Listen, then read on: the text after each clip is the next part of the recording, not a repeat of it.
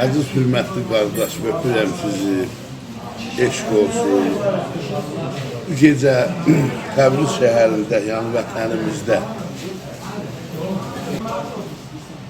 burada bizi kameraya çəkən, yəni film bərdarımız, gözəl sənətə malik olan Xudayar qardaşımı yenə ziyarət elədim.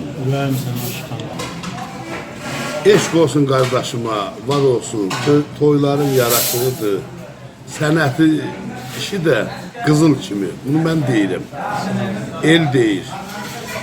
Yenə bütün toylarda görüşək səndən, ay Xudayar, eşq olsun, Xudayar qardaşıma. Var ol, təşəkkür ederim.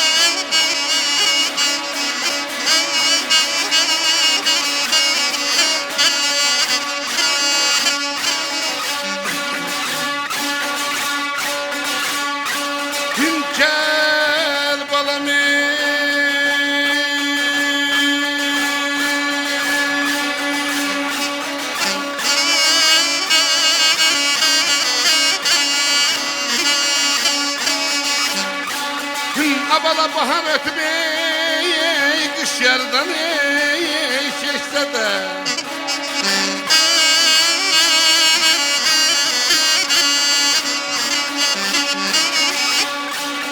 ben özümden yaz götürüp gelmişim.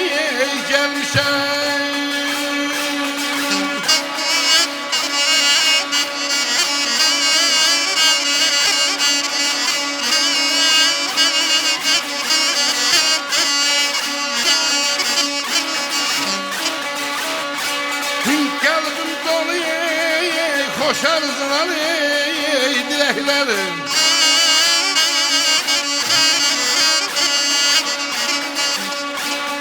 Dilim dolu söz götürüp gelmişem gelmişem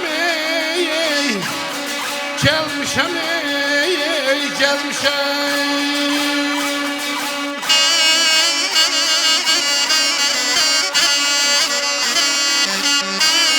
Bahar ötüb qış yardan keçsə də mən özümlə yaz götürüb gəlmişəm. Qalbim dolu xoş arzular, diləklər, dilim dolu söz götürüb gəlmişəm. Haray salan o dağlara, çöllərə, dastan deyəm düşəm dildən dillərə, xoş səsi ilə nəğmə çalan ellərə, əmim salan saz götürüb gəlmişəm. Siz də gəlin.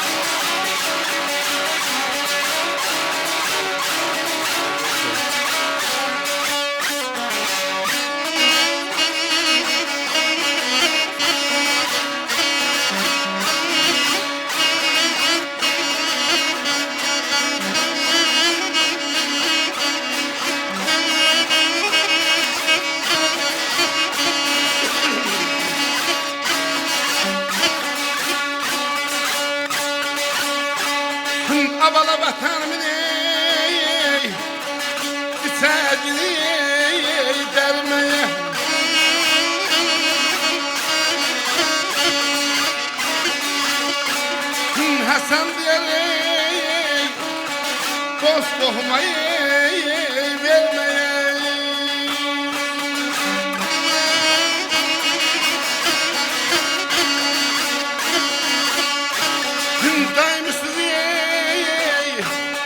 Hoş günlerde görmeye, hasret taşanı göz götürmeye gelmişem evler yıkanı, evler yıkanı, evler yıkanı, evler yıkanı. Hasret taşanı göz götürmeye gelmişim. Vətənimdən çəkdərməyə, Həsən deyər dost qohuma verməyə, daimi sizi xoş günlərdə görməyə, həsrət çəkən göz götürüb gəlmişəm, öpürəm. Sağ ol, sağ ol.